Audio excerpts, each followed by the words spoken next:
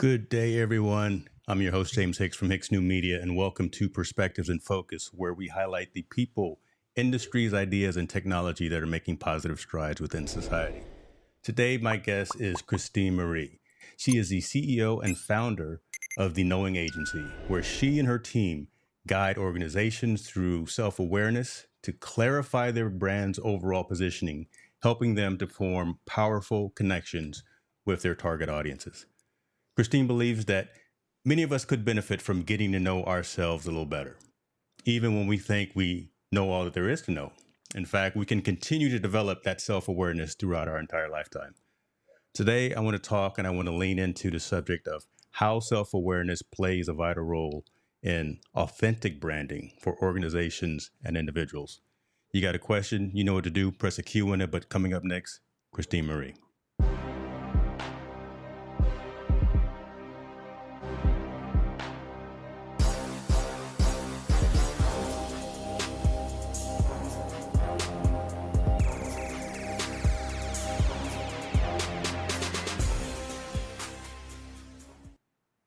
Oh, we're in trouble now. Listen, you can't run now. I got you on camera. Ladies and gentlemen, Christine, how are you today? James, I'm doing so well. I already am so thrilled about this conversation. I mean, we were chatting just before you hit record Yeah, and we're live, and I'm already having a blast. So thank you for having me. I appreciate it. Listen, and I appreciate you, and I'm thankful for your team for reaching out because it's a fantastic subject matter and fantastic conversation. But I gave a high level 35,000 foot pitch of who you are, but I always like to have the individual come on, kind of tell their origin story, who they are, what it is they do. But I'd like to switch it up a little bit and have you kind of talk about the context of the rebranding that you've done with your organization and kind of the tenants that you have at the Knowing Company. And listen, I've done my homework, right? So the refining your brand, the defining strategy, and the building on customer loyalty. If you don't mind talking a little bit about that, please. Absolutely. When I started the company back in 2019, so we actually are just coming up on our 4-year anniversary at the conclusion of this month. I had no intention of starting a full blown marketing agency and ultimately becoming who we are today. I read Rich Dad Poor Dad. For anyone who has read that book, it's an incredible catalyst for changing your thinking surrounding money and the way that you optimize your time and spend it as you consider your future. And so I read that book and it really stirred this fire in me that posed the question, why am I working for someone else? And then I just stumbled into a client and went out on my own very kind of spontaneously. And over the following year or two, it really transpired to be something bigger. We ended up becoming a all in-house agency where we did all of the marketing, public relations, communications, everything. It was amazing opportunity to allow for the way that I really felt was most successful, being able to implement that rather than having a boss leaning over my shoulder saying, no, you have to do it our way. Instead, it was taking years of experience and putting it into practice based off of tried and true data. And ultimately, according to my gut, in how we interact with our target audience. This ultimately has led to the rebranding today, which has been refined over the years, where we really emphasize organizations to present themselves in a way that is true to their values, that's true to who they are, their history, their legacy, and then ultimately taking the time to understand their audience so they can meet them with empathy. A lot of marketing agencies, the majority with whom I interact, are very burn and turn. They have a host of clients. They're just kind of running campaigns. They do testing, sure, but it's almost more so a wash and rinse and repeat process rather than taking the time to dig deep and do the work to get to know the client directly, but then also their audience. Because when you're dealing with people, you have to take a different approach than honestly how these conglomerate brands were operating when consumers or parents would sit back, kick back and actually consume content. Now the antenna is up in our target audience today, the antenna for manipulation. People want to interact with people. They want to interact with a compelling mission and a compelling story. They need their emotions enacted because of the amount of distraction that is laid before us every single day. And so over the years, we cultivated our skill sets, but then we really ended up honing in on our proprietary knowing process, which is informing the name, the knowing agency, of really having that be the chief and foremost leading factor and differentiator about us from our competitors. Again, it's everybody can execute these marketing tactics, but is it done so with care and consideration of the heart and soul of the company whom we're serving, and then the heart and soul of the audience we're speaking to? So that's kind of some background to the knowing agency and how we got to where we are today. See, that's some good stuff right there, because you're making statements and you're mentioning words that we typically don't hear, right? From a marketing organization.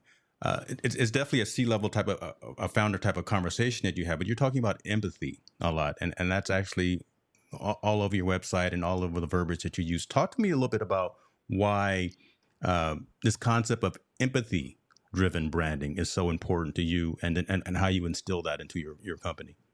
Yes. So empathy is something where it's actually it's not just this concept that sounds nice and we all can get warm and fuzzy over. Actually, Harvard Business Review did a study that showed that 95% of the way in which we make decisions is based in our subconscious, which is where our emotions live. So it's actually incredibly important that we learn this, I want to say, skill of empathy, but it goes so much deeper. Over the last 2 years, I've actually learned this art in a very personal way, which has then informed the way in which we do business. So my own ability to extend empathy to myself and in my personal life ultimately extends into the professional, because we're never siloed creatures. We're never existing in our professional, coming home and then donning the hat of mother, father, son, daughter, and then turning and donning the hat of the CEO or founder. Rather, it's very holistic and integrated. So the more, and this is why empathy is so incredibly important to me, is because the more I can adopt this concept and the skill in my own personal life, the more it extends in my ability to see through and understand the heart of someone. And it takes empathy to be able to do that, to actually go and move yourself from your personal position and sit in the seat of whomever you're speaking with and engaging. And so that's why empathy is incredibly important, because you actually imagine you on one side of the bridge, the other person's on the other side. You have to be able to put yourself in their experience. And then that then empowers the marketing strategies and messaging to be so much more propelled, so that you actually effectively move them closer to you by the words you speak, by the care you exude. So let me ask this. Where did this conscious thinking come from, right? How did you decide to incorporate this into your business, into your organization, into your everyday patterns? Right? It makes sense. To be honest with you, from me, it makes sense. And selfishly, and I'll admit, I did my Enneagram about 2 hours ago, my new one, because I know you're a fan of the Enneagrams, and it came out the same as I always thought it was, type 3 achiever. So it is what that is. But again, by mixing those two and melding those two from a personal and a professional perspective, and knowing that there is overlap, where did that self-consciousness, self-awareness from you come to actually incorporate that into your business as well, I guess is what I ask. Yes. So David Brooks authored the book The Second Mountain, and this book references the analogy of two mountains. Most individuals start out existing on the first mountain. They are really aware of themselves. They're aware of themselves in relation to society. So success is actually dictated by what society deems as success. So take the KPIs, that key performance indicator that society puts forward and says, by 30 you need to hit this milestone, by 40 you hit this, etc. And then you've got to have your spouse, your 2.5 kids, and a dog with a white picket fence. That's success and the American dream, etc. So that's the first mountain, is abiding and living in accordance with how society deems success. And then the second mountain is you actually transcend, in a sense, he doesn't use that word, but it's almost an enlightening of, what is actually stirring within my soul, and how does that contribute, and how can I give to the community? So it's essentially moving from this self-focused, this side of the bridge, and allowing for the moving towards that second side of the bridge, the other piece where you're doing life and living in accordance for the good of the community. And so I actually grew up and was nurtured on the second mountain. I had a very little concept of self. I grew up with the intent. I grew up in a Christian conservative environment, and so it was very much so. Put God first, put others second, and if you have anything left over, you can give that to other people. And so essentially, I learned almost by existing in this environment, but also where I lined up in my family. I was the fourth child, and I very much so was focused on the well-being and happiness of everyone else, and those were my metrics of success. And over the last 2 years specifically, I had a personal devastation of sorts. I was, just to get personal, because personal and professional are never separated. I got married when I was 20, and my husband ended up leaving 2 years ago, and that just wrecked me. I was incredibly broken as a result of that. And rather than, frankly, I knew that I had a choice. I could either focus on exuding this sorrow and focusing it on someone externally, as an object of, now I have something to blame, or I could hold up the mirror and look at myself and allow the work within and internal work to allow for transformation and allow this brokenness to catalyze my own process of knowing self. And that process is where this consciousness really illuminated. I've spent a lot of time and hours in therapy, really understanding my own soul. And by way of doing that, it deepened my own understanding of the soul of others around me. So I had spent so much time exuding empathy in my adolescence and into adulthood, but now it's translating that inward as well, so that I actually am empowered to effectively love others better, because I'm powered from this strong, robust position of self, where I'm no longer looking horizontally for others to define success, whether that's society and society's benchmarks of success, or our family's benchmarks of success, even our bosses or CEOs or others in our community, joining masterminds and being engorged in a business community. It's so easy to look horizontally and allow others to inform our own values and form our own definition of success. And so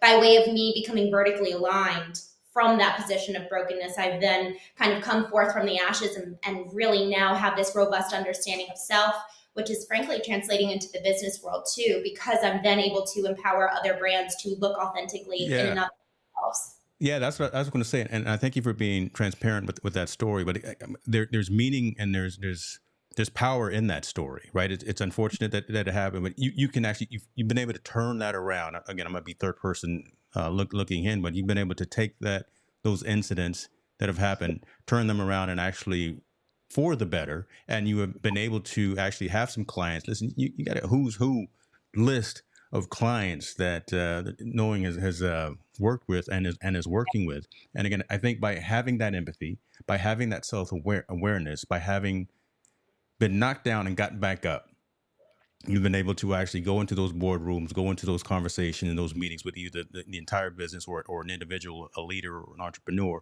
and say, I can help you get to this point because I've been underneath the rock as well, and I've gotten out of it. And here are some strategies. Again, I'm third person looking in, but just from hearing your story, it just sounds like, again, you really can come with some well-rounded, tested measures and practices for folks, right? Right. And James, it was an incredibly unique opportunity. So last summer I was one of our clients, they were doing a job for Amazon, and we, by way of our partnership, were working with Amazon really closely on one of their events. It was an inaugural event. It was the first time that they ever put something on like this. And we were in charge of the communications. And the thing that was so curious and incredible about this opportunity was that the target audience that we were serving, I didn't look like them. I didn't sound like them. I was very different in terms of just looking at face value. We look found operate different.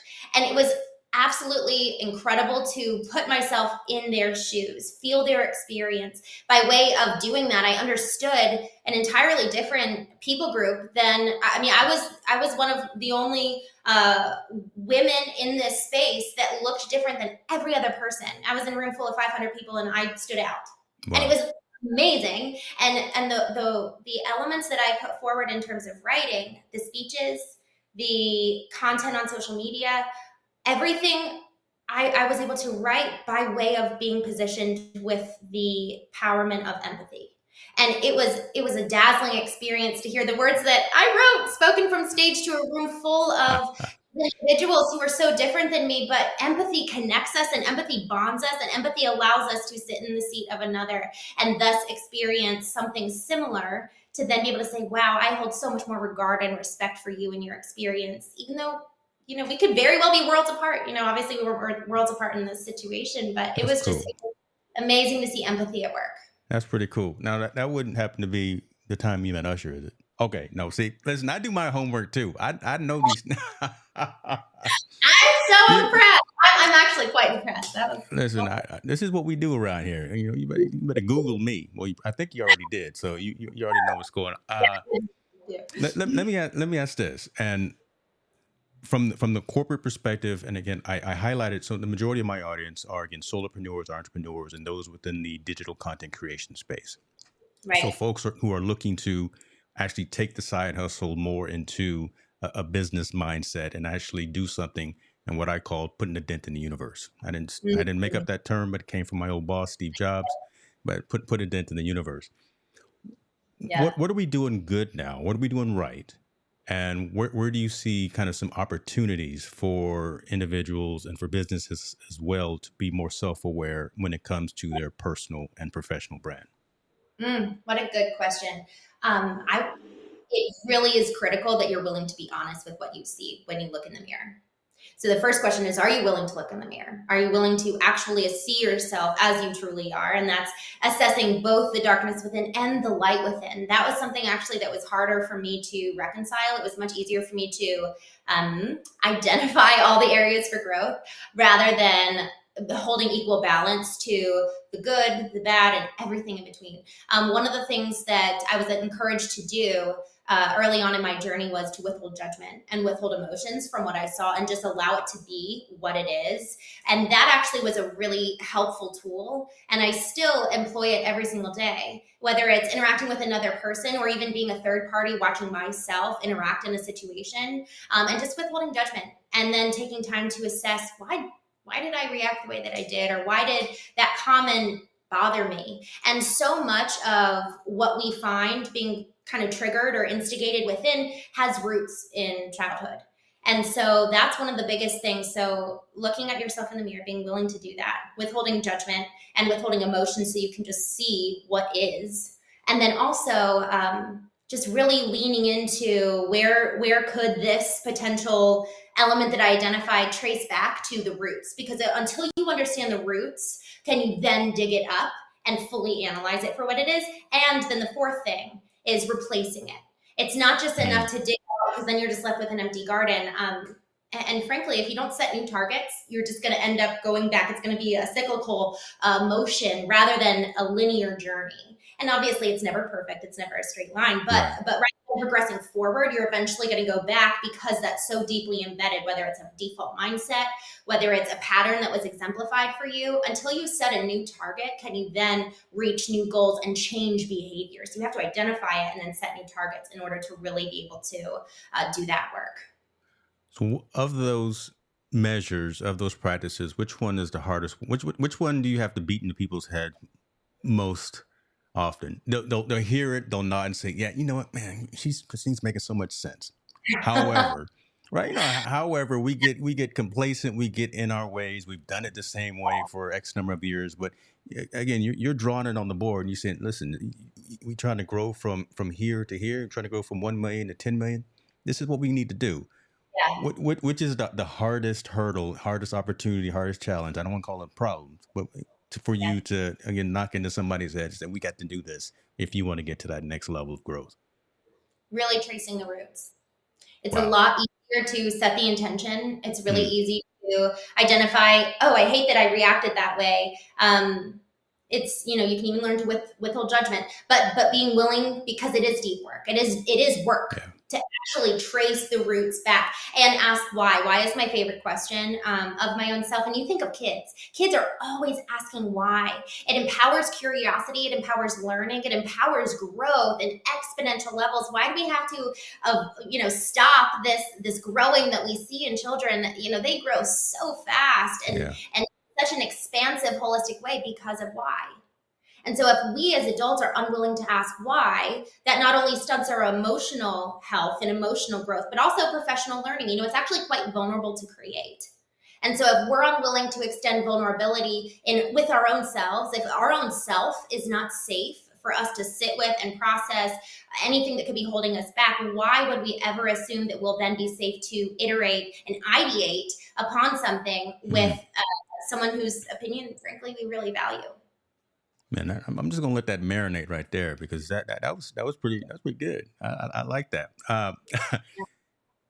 One of the coolest lines that I saw written about you. Yeah, I think you Hmm. wrote it, but real short. And I guess I want to get your ideas and where did this come from? Being an emotional intelligence advocate. Mm. I've Mm. never heard of that in someone's byline. I've never heard of that in someone's bio. I've never heard of that in someone's description of themselves. But I call myself an engineering technologist, right? Driven by passion and focused on purpose.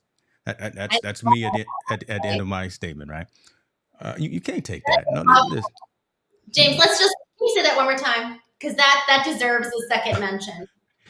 An engineering technologist driven by purpose and focused on passion. Focused on passion. Yeah. That is incredibly beautiful. It's so easy to get stuck in a grind. It's so easy to act without regard. And it's so good. Focus on Thank you. passion. Thank you. Don't try to throw me off here. I still want to know about you here and an emotional intelligence advocate. Talk to us a little bit about that. Because again, I've never heard that mentioned by someone as themselves. When they get on stage and start saying, introducing themselves, when Christine Marie gets up and says, that's who I am. Talk to me a little bit about that and why that resonates with you. So, emotional intelligence, there's two parts to the definition. The first part is the ability to understand, control, and express one's own emotions. But then the second Mm. piece is the ability to handle interpersonal relationships judiciously and with empathy. So, with wisdom and with empathy. It's an incredible ability. We place so much on the IQ and not enough on the EQ, but the EQ is truly, if you think about it, what makes the world go round. Someone Wow. can Yes. brilliant ideas, but if they don't have the ability to express it, control the expression of it, understand the expression of it, and then be able to handle the person who's receiving that information, handle that with wisdom and with empathy, it's just what's the purpose? What's the benefit? What talk about with passion and purpose? You have to be able to have that purpose, which is the IQ, and then the EQ is the passion and the expression thereof. And I would even say I've gotten so much more clear on my vision and my calling for life the more I've gotten to know myself. Okay. Eliminating horizontal voices around and understanding what I feel called to in vertical alignment with my own self and the divine, Mm-hmm. and understanding this is what I was created to do. Again, it's eliminating the distracting voices. It's the ability to then walk in that and prioritize that while handling relationships with other people in a way that, frankly, is not only loving and kind to them, but people come around you. People come around your vision, and that is true leadership. The ability to understand and express and control, and then rally those around you in something bigger and brighter for yourself. The reason why I'm an advocate for this is because we see all of these broken adults around Yeah. us. And then we see kids who are in these very volatile time in their life where it's so formative. And then we've got broken adults influencing these children. And so I don't think it's ever possible for there to be a completely untraumatic childhood in any regard and for it to be bliss. But the more that we can learn this art form of emotional intelligence, the more we then raise a generation behind us of people who are healthy, not having to go to therapy at 30 years old because they're so incredibly broken. And then at 50 years old, then they're finally recognizing what they're passionate about. Rather, why don't we start that at 18 years old when you first make your decision about where you're going to be investing your life? We're raising generations of children who have such little responsibility and such little awareness of self. And you need both, right? The responsibility and the awareness. It's not one or the other. And so being able to have both of those juxtaposed, and then it forces this awareness of self. So then you're much more guided in the way you make decisions. So it's for the generations behind us that I'm so passionate about emotional intelligence. And even my own mom, a lot of the behaviors that I've been analyzing and recognizing in myself are a mirror of who she is, because she was my example. And so by way of my own journey, she's now on her journey to explore her child. Cool. Understand what she's called to. I'm one of 6 kids. And so when all of us left the house, she was sitting around looking at, what is my purpose in life now? Yeah. They were everything to me. So it's for the purpose of 6-year-olds and 60-year-olds that I advocate for emotional intelligence. So we've been talking for 30, 40 minutes already, right? And you notice I haven't asked you to draw anything on the whiteboard. I haven't asked you to go in deep detail about necessarily the knowing agency, and the conversation has been on you, what makes up you, who is Christine Marie, and I think by me consciously doing this, so it kind of sets you up, but it's in a good thing to have this conversation about who the person is that's behind the organization and who the individuals and who the businesses are working with when they go and work with you and your team. Because again, hearing that origin story, hearing that why, the passion, the drive, the understanding of your personality and self-awareness, I mean, that raises more credibility than any resume or any LinkedIn bio that anyone else can have, right? So I wanted to put that out there just so you're aware. Is he going to ask me some questions about the company? About it? We kind of are, right? But Right. this matters and this resonates because again, this helps folks understand this is the mindset of the individual and the person or the company that I'll be working with for folks that are coming to the knowing agency. I don't need a finder's fee for folks that I send to you, but we can talk about that offline as well. But again, thank you for that information. Well, and James, thank you for asking. And I'm glad you said what you just did, because this entire conversation, this is what people are looking for when they're coming to consider working with you as a business owner. Exactly. They go and look at your social media profiles. They go and look at the content you're producing. They look at your values. Everything that you just pointed out is exactly what people want to buy. They need to connect with a person. Again, we're moving from big conglomerate brands to person-to-person marketing. Hence why empathy is so important, and hence why it's so critical, especially for solopreneurs, especially for entrepreneurs, for individuals who have their own business, to take the time to understand who they are so they can come forward authentically, because that's who the consumer is buying from. They're buying from people. Exactly. So let me ask you this, and then I'll get into some questions here. I see folks chiming in. Good to see you, Mr. Worthy, in the comments there. The world is hot right now with AI. With generative AI, and it could be a blessing, it could be a curse, it should be a tool. But I would love to hear your rationale and your thinking about, again, when it comes to personal and professional branding and putting your digital presence out there across the globe. How are you advising your clients on using generative AI for some of that messaging? Yes. So I was just talking about this in Austin a couple weeks ago, and someone asked specifically about the content itself. So we use a number of tools when it comes to repurposing content, such as we were talking about this earlier, Opus Clip. It's opus.pro. I think that's the. Yes, the that is URL. correct. Yeah. It's an incredibly powerful tool when it comes to any type of video content you may have, putting that link in Opus, and it automatically spits out 20 variations of that clip. It uses machine learning to actually go through and understand this content is going to be most relevant. It's going to be most intriguing, most interesting. It pops out different title and headline variations. But then my favorite part is it actually includes all the captions. So that's a tool that we employ very often. And really, it's a time saver. That's something that's incredibly robust in producing. It's taking evergreen content and then allowing it to 10x, 30x, etc. The life of that content. And so I absolutely love that piece, or that tool rather. But as it comes to content, I am a little bit at war with myself when it comes to content and using AI, because I care so much about what I put forward. It has to align with my values. It has to align with my voice. But what we do is we do train different tools, the voice of our clients. So we specifically use Jasper AI for website content. Again, it's on kind of behalf of the organization, but what we do is we create our own piece of content as the first example, and then we'll put it in there and then have that serve as the prompt so that they understand the voice. We guide them on the direction of the content. And I will say that the quality of the prompt has direct implications on the quality of the output. And say that one more time, because we gonna make sure that folks say that one more time about the quality of the prompt. That's really good. Yeah, the quality of the prompt into any content creative AI tool has direct proportion and impact on the quality of the output. So it's incredibly important that you train the tool how to sound like you. Again, you have to know your brand to then you have to know your brand to then train the AI tool in how to create content that sounds and looks like you. And so if you don't know yourself, you surely cannot use some of these AI tools when it comes to content creation, because it's just not going.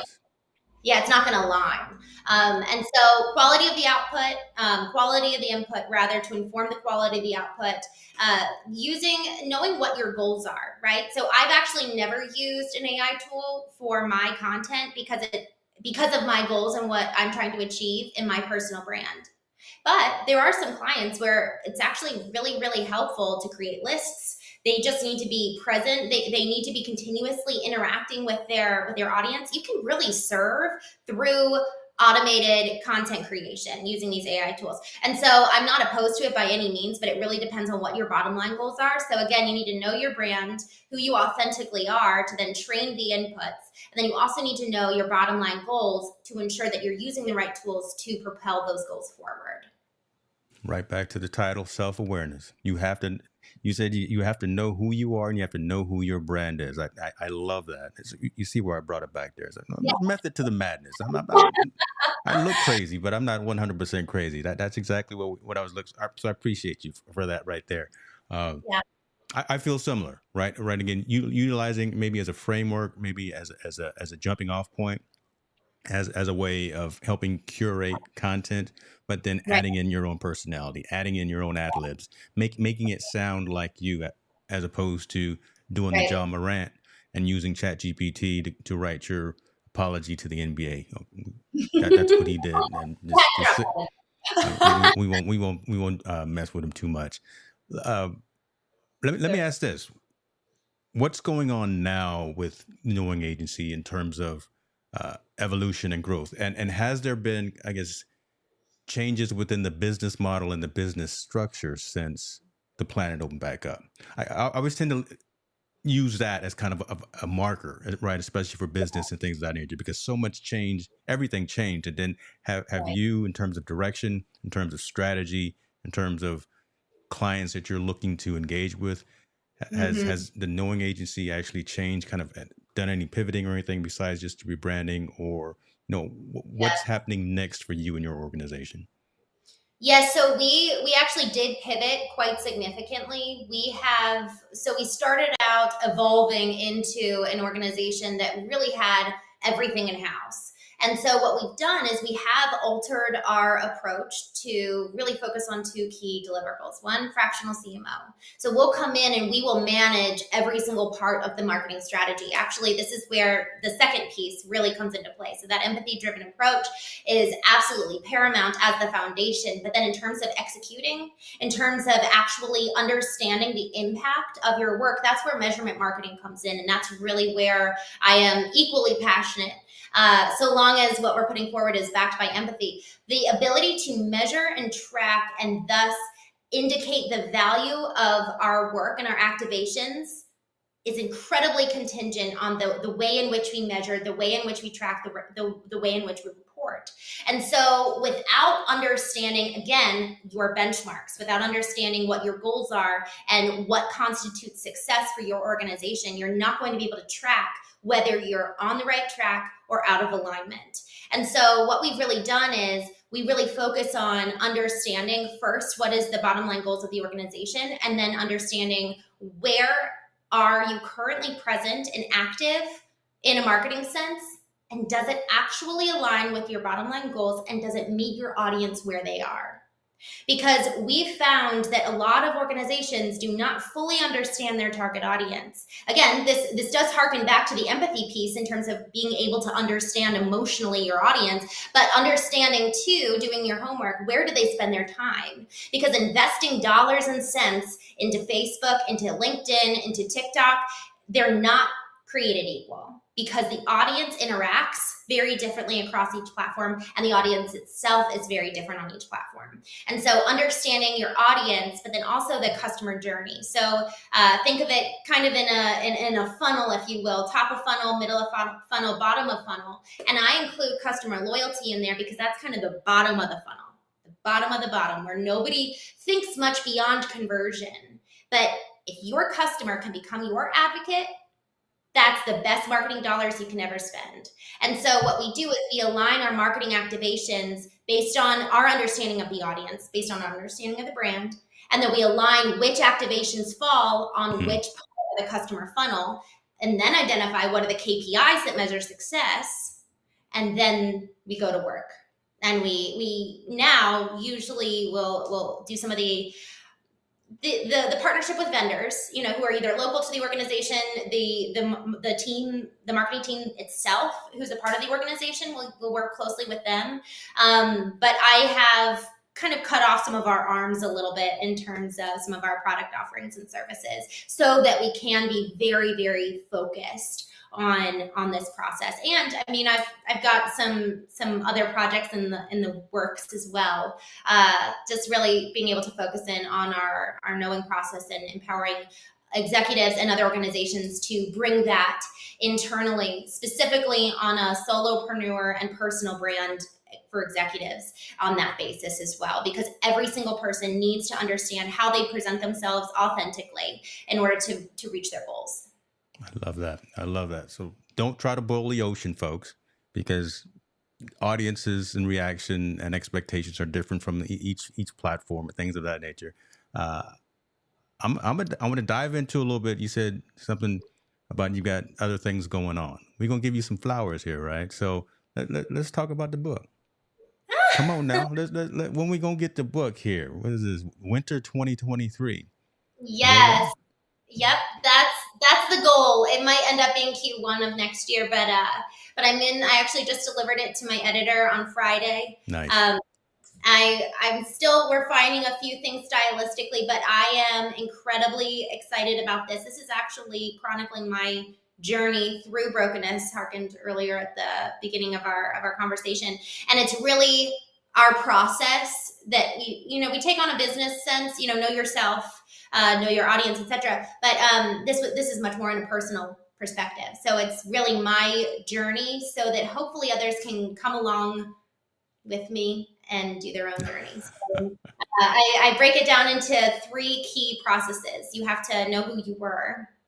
That lends to the digging of the roots and examining what was the precursor to then the second piece of this, which is who am I today? So who was I? Who am I? And then who do I want to be? We all have big visions, big dreams, big goals, but without going through that process, you're just going to be striving and striving. And frankly, if you don't dig those roots out and replace them with new targets based on who you want to be, that's where you actually do move forward rather than repeating old habits and old patterns out of a kind of a default manner rather than living with intention. And so I go through, by way of knowing myself, I understood, wow, I've got 12 values.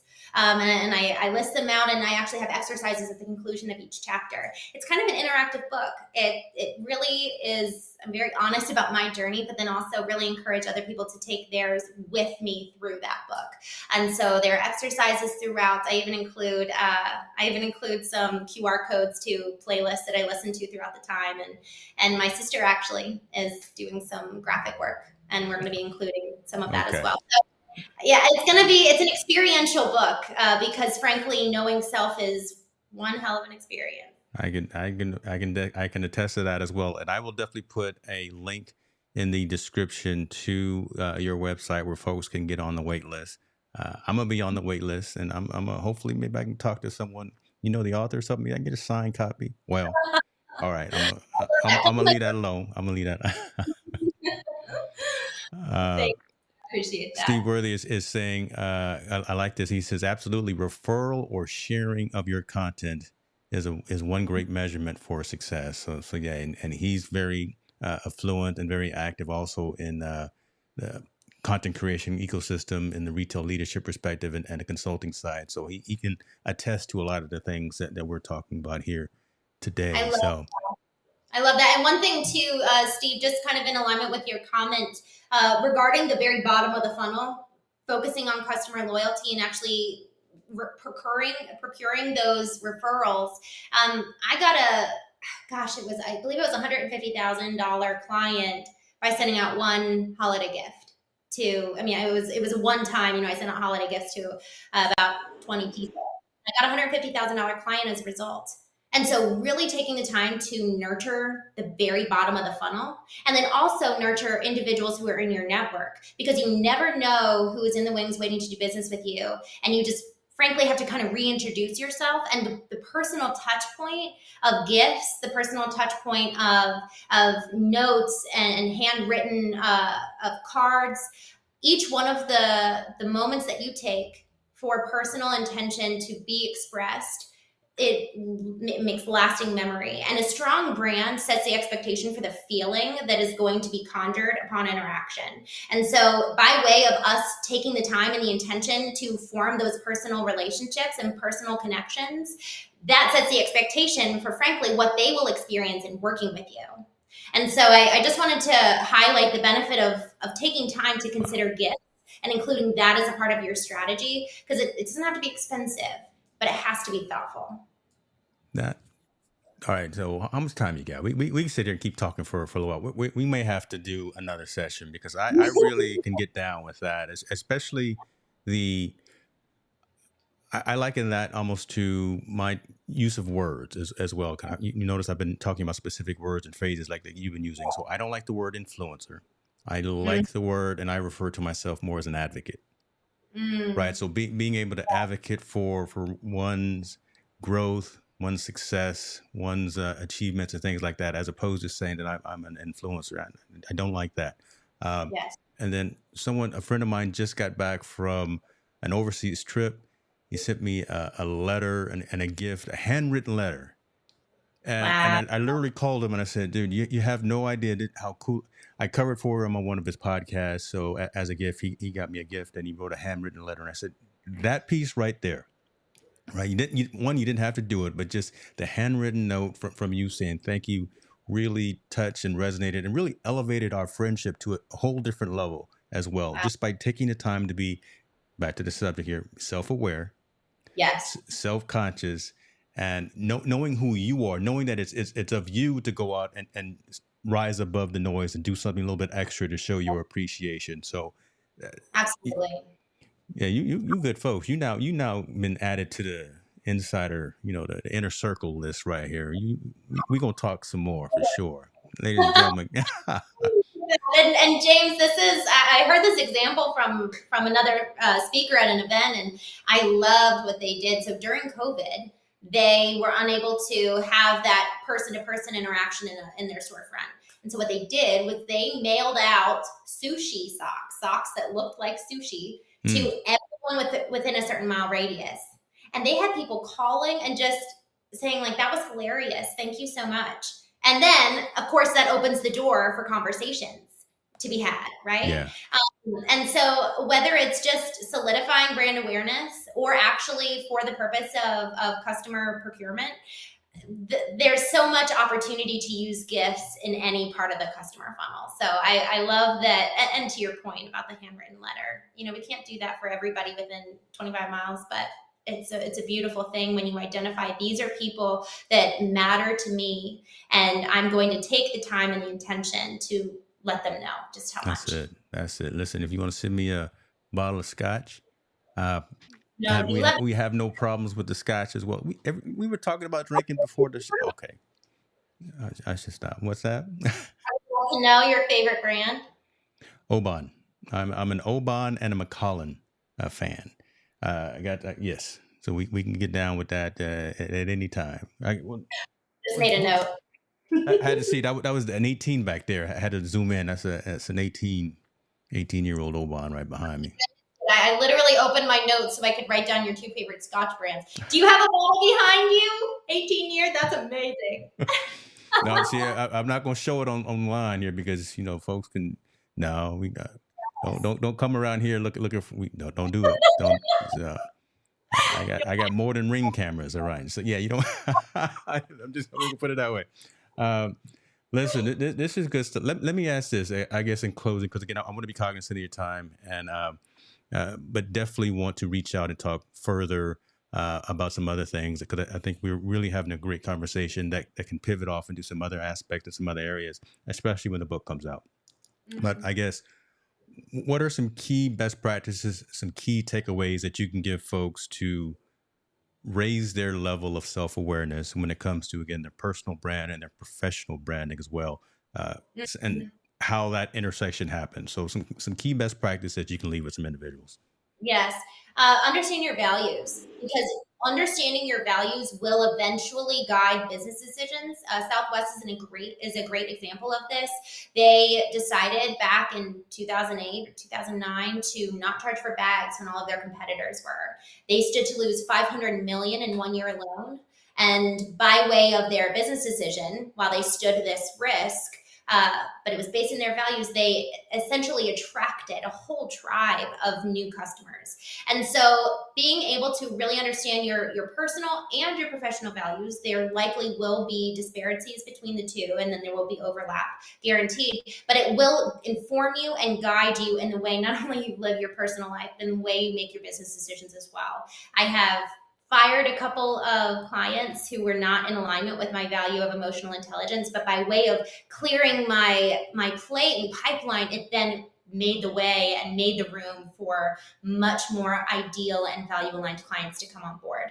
So I would say that's number one, really making sure that you know your values and you understand what is the key driver to then inform business decisions. And then a second thing I want to say too is don't shy away from how the world is changing as it pertains to AI. Really lean in and understand just what's going on. Just listen to podcasts. It doesn't have to be anything super intense. It doesn't need to be overwhelming, but understand the conversation so that whenever the right tool comes your way, you at least can proceed with caution, but proceed and see if it's a good fit for you. The last thing I will say is use executive assistants, get support, because the employment of someone who can come alongside you in your leadership, who can take some time off of your plate, frankly, affords the opportunity and the time to take the awareness and the knowing process that will cultivate your soul. I like how you used your title right there, the knowing process, right? Huh? That was on purpose, wasn't it? That was a purpose. Ladies and gentlemen, that's Christine Marie right there, CEO, founder, Knowing Agency.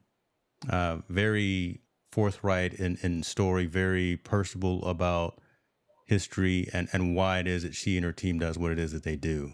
Again, I will leave links in the description to everything, all things Christine Marie and all things Knowing Agency. I appreciate you for your time. I appreciate you for what you do and what you stand for, right? Because I can feel that you mean what you say and you're doing what you're doing out of purpose and out of passion, because you've made those statements a number of times already during our conversation. So that is commendable, and again, I want to give you those flowers for that. Thank you, James. And thank you for your example of the same. Truly understanding, not only understanding what makes you passionate and understanding your purpose, but then living accordingly. That's it. Folks, listen, if you found some value, let me know. If you did not find value, tell Christine, don't tell me. But no, this will be out there. So I look forward to having some more conversations with you as well. And folks, have a blessed day, and I will talk to you all soon. Be well.